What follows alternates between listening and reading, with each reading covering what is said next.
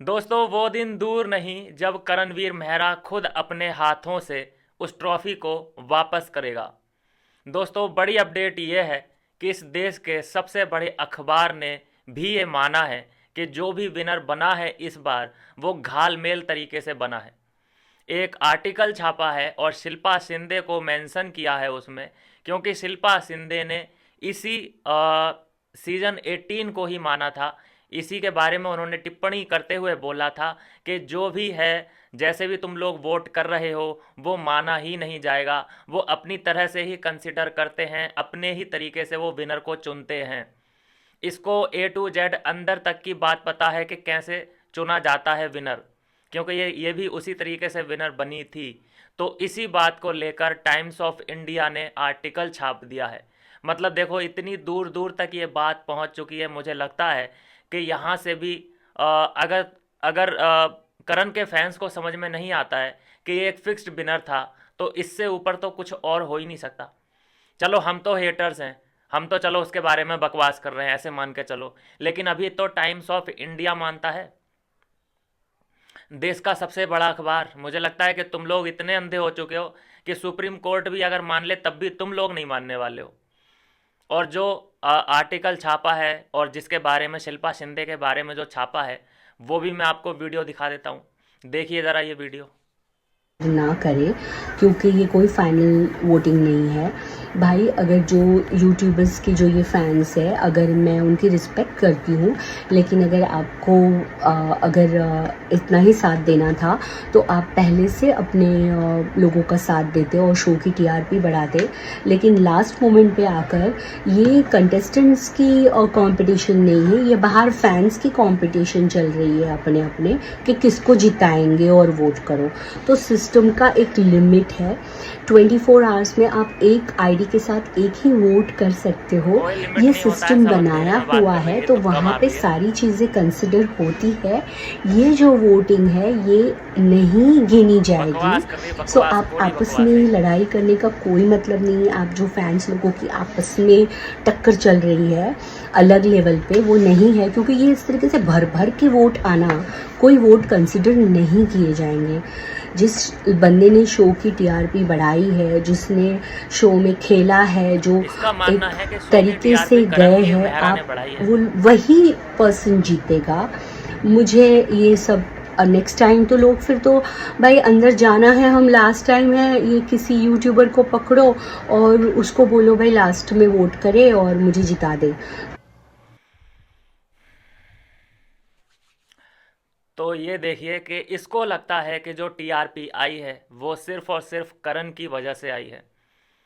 और मैं इसको जानकारी दे दूं कि जब ये लोग बोल रहे थे कि हाँ भाई करणवीर मेहरा कोने से निकल के बाहर आ चुका है और अब तो वो फ्रंट में खेलेगा, उसी दिन उसी वीक की टीआरपी डाउन। उससे पहले जो विवियन, रजत और अविनाश लड़ाई कर रहे थे, इनके कुछ आर्ग्यूमेंट इशू चल रहे थे, टीआरपी अच्छी खासी आ रही थी। लेकिन जब वो 1.5 महीने बाद जागा है, टीआरपी डाउन हो गई। तो भाई ऐसा कैसा जागा वो कि टीआरपी उसने डाउन कर दी। लगभग 10-15 दिन तक उसने हाथ पैर मारे हैं। फिर उसके बाद फिर से अविनाश, विवियन ने अपना जोर पकड़ा है और फिर से टीआरपी हाई गई।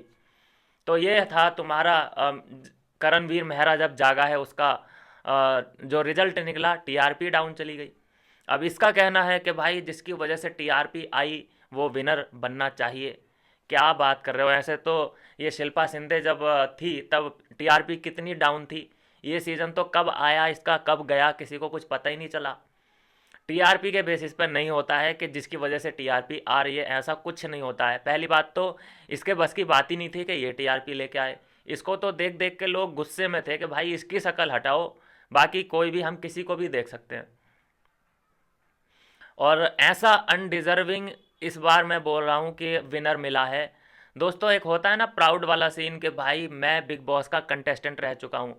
आपने देखा होगा जो भी कंटेस्टेंट जाता है घर के अंदर, और चाहे उसकी 1 हफ्ते की जर्नी रही हो या है चाहे 10 दिन की उसकी जर्नी रही हो, लेकिन वो बाहर आते ही अपना बायो चेंज करता है और उसमें लिखता है बिग बॉस कंटेस्टेंट या बिग बॉस मेंशन कर देता है, जिससे कि पता चल जाता है कि हाँ भाई ये बिग बॉस में पार्टिसिपेट कर चुका है।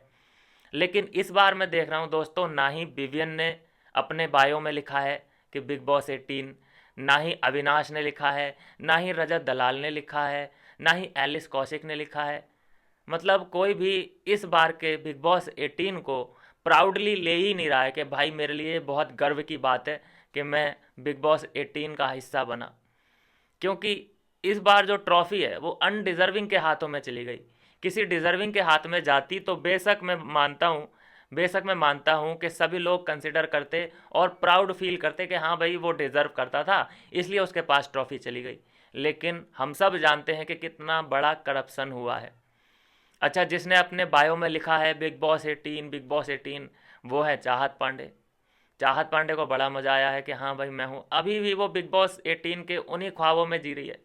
एक से एक स्टोरियाँ वो अभी भी अंदर की जो बातें हैं, उसकी जो लड़ाइयाँ हैं, अंदर जो वो रोई है, क्योंकि रोने का जो हथियार था उसका सबसे बड़ा हथियार था, उसी पे उसने पूरा गेम टिका के रखा। जब वो आंसू निकाल दिया करती थी, एक आंसू और इधर 50,000 फॉलोअर बढ़ जाते थे उसके एक ही आंसू से। तो अभी भी वो उन्हीं ख्वाबों में जी रही है। तो खैर बात करते हैं कि जो टाइम्स ऑफ इंडिया ने भी आर्टिकल छाप दिया है कि देखो शिल्पा शिंदे पहले ही एक्सपोज कर चुकी है हल्का फुल्का कि किस तरह से वोटें गिनी जाती हैं। अच्छा, अगर ये इतनी ही पारदर्शिता रखते हैं मेकर्स, तो ये ऑडियंस को कैसे नहीं पता कि भाई तुम्हारा 24 घंटे में तुम सिर्फ एक ही बार वोट कर सकते हो? ऐसा कहीं लिखा है? बिल्कुल नहीं लिखा भाई। हमें भी नहीं पता, ऑडियंस को तो क्या ही पता होगा। मैं बोलता हूँ कि यहाँ किसी बड़े यूट्यूबरों को नहीं पता कि भाई एक आईडी से एक वोट हो सकता है, या 12 घंटे में एक बार एक आदमी वोट कर सकता है, या मल्टीपल वोट कर सकता है। किसी को कुछ नहीं पता, क्योंकि जहाँ पे उन्हें अपना कुछ बेनिफिट निकालना है ना, तो वहाँ पे वो कन्फ्यूजन क्रिएट करके रखते हैं और अपने पे भी नहीं लेना चाहते कि भैया थर्ड पार्टी है, वो हमें वोट काउंट करके देती है, उसके आधार पे हम विनर चुनते हैं। वाह जी वाह। तीसरे को और मोहरा बना लिया कि भाई अपने पे भी सीधी सीधी बात ना आ पाए। ऐसा ये लोग कई बार करते हैं, जैसा कि पिछली बार विशाल को पेलने के लिए उसको पायल को बुला लिया था कि वो कान में जो कहा था उसने।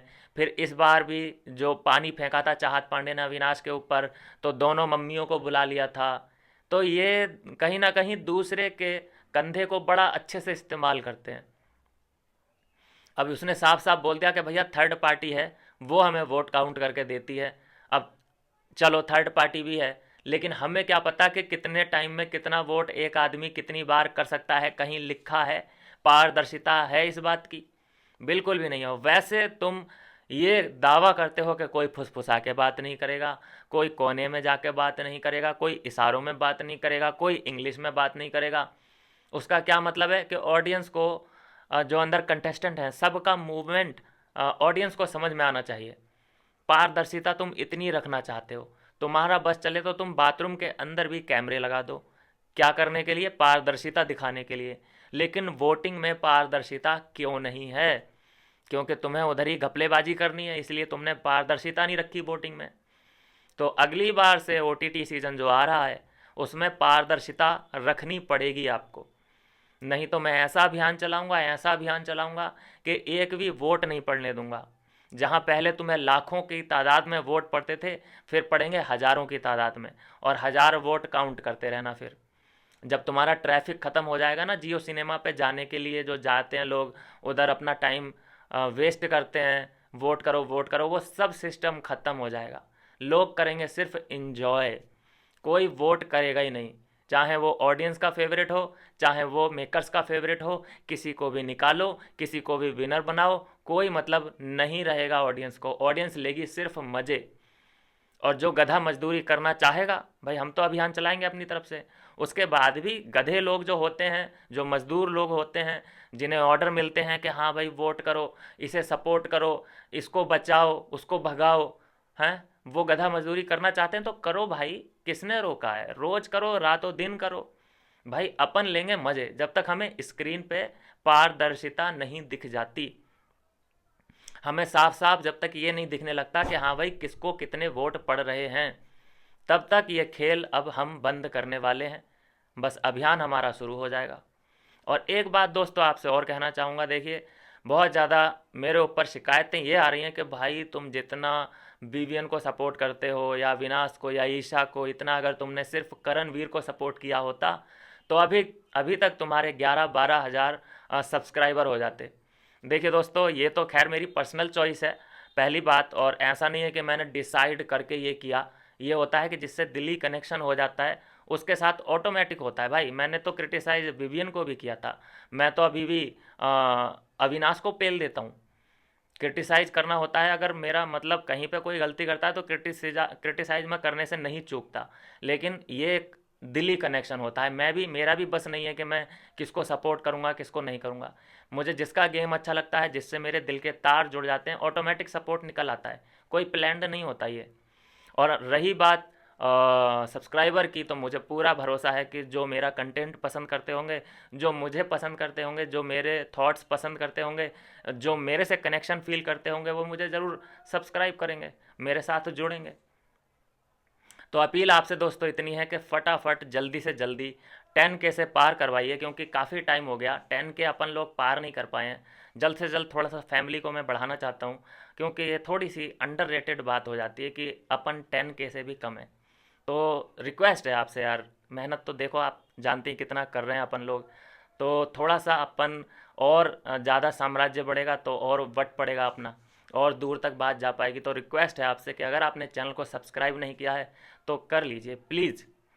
तो दोस्तों ये है अभी की अपडेट के शिल्पा शिंदे ने भी जो बोला है उसको, ये बहुत पहले की रील है, अभी लगभग ये 1.5 हफ्ते पहले की रील है, लेकिन एक्सपोज आज की जा रही है बड़े प्लेटफॉर्म पे। और पहले ही मैंने इसके बारे में एक वीडियो बना रखा है, लेकिन उस वक्त किसी ने ध्यान दिया नहीं, क्योंकि अपन का छोटा सा चैनल है, ज़्यादा दूर तक बात जाती नहीं है। अभी टाइम्स ऑफ इंडिया ने छापी है ये बात, तो ये दूर तक जाएगी। तो यह है दोस्तों अभी की अपडेट, मिलते हैं नेक्स्ट वीडियो में नई अपडेट के साथ।